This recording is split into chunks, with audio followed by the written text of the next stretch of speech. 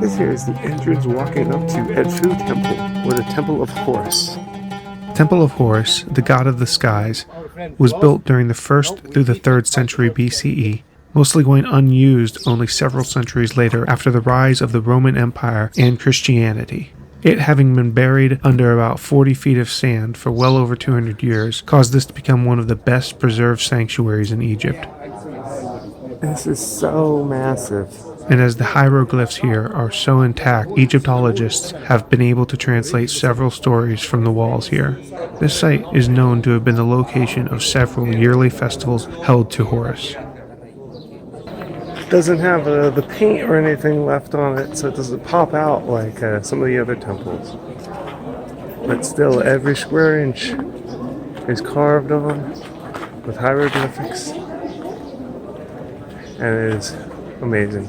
The temple was built during the same time period as the nearby Temple of Kom Ombo, which is close by up the Nile. That temple had some of the most detailed hieroglyphics I saw in Egypt, though, for whatever reason, I didn't film there, which seemed to be the case at a lot of the most incredible places we went down in Egypt. I love how they do the hieroglyphs in different ways. Sometimes you see it carved into the stone, and sometimes you see the stone carved out around them.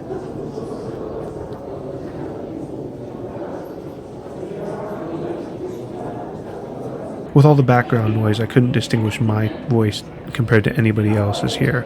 So, what I'm saying is that I had actually asked my guide about the difference in the 3D versus the indented hieroglyphics. And basically the 3D, like we're seeing here, is a more difficult way to carve. You can actually even see more details in the muscles of the people, so that when this was lit by candlelight, actually the flickering would almost make it look like the muscles themselves were moving.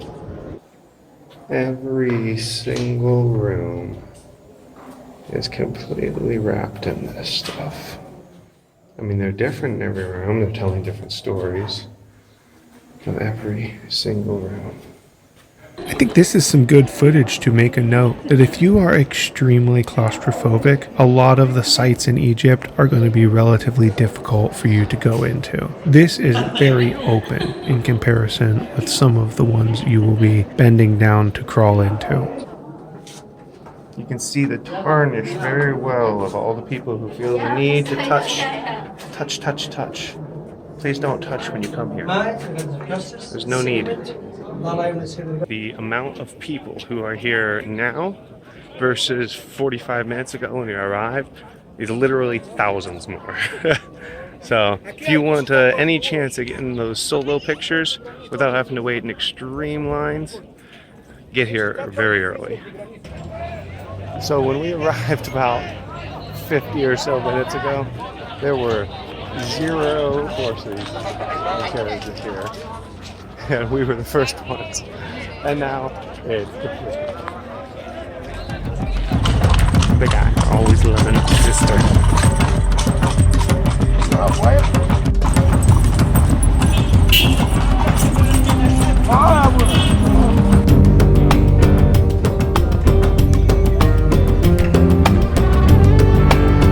So this is apparently our view from the ship for the night. I cannot say that I am opposed to that.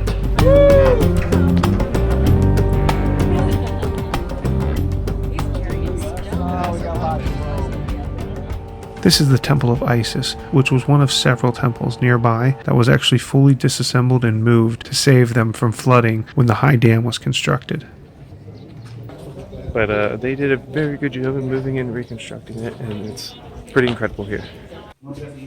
This tomb here was actually one of the most impressive, even though it does not have the decorations, carvings, hieroglyphics that many of the other tombs have. This one is impressive due to its extreme size, being made exclusively for bulls.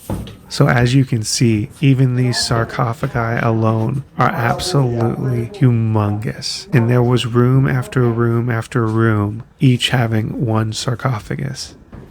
Just taking a different way out.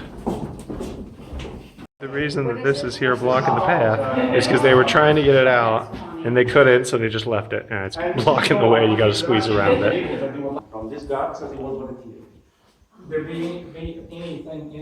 This is the lid to that one that was blocking the way down there.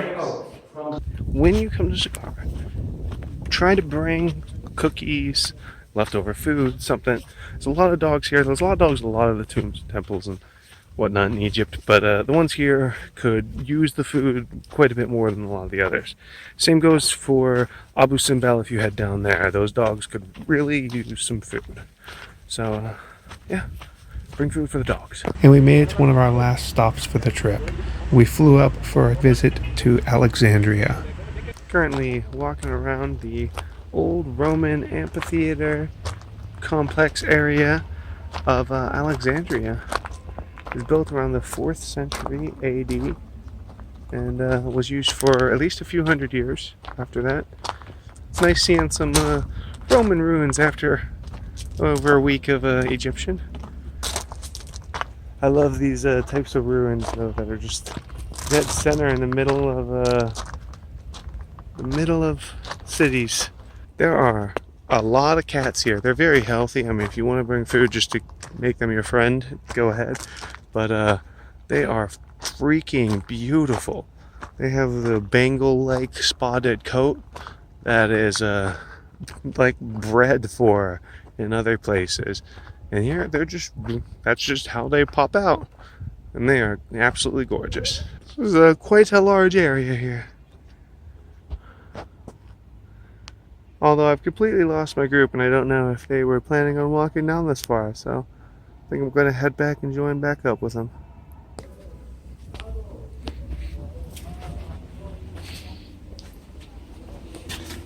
Not quite sure how blocked off this is. Seems to be pretty blocked off. I'll tuck my phone back there.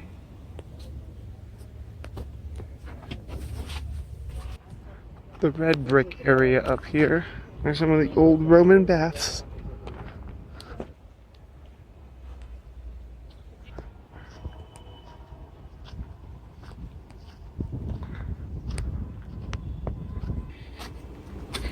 Hi, brother. Hi, sister. Walking down into the baths, or underneath the baths. My sister I'm pretty found, sure he's fresh. My sister found a thing. Found a thing. She found a thing. It's dead. It's a dead thing. Dead thing.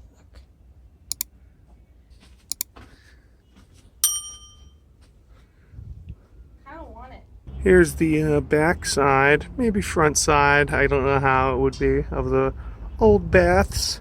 As you can see, surrounded by the city with the ancient Egyptian cell phone tower right there. Oh, a couple of them. Rick, stop fucking with them.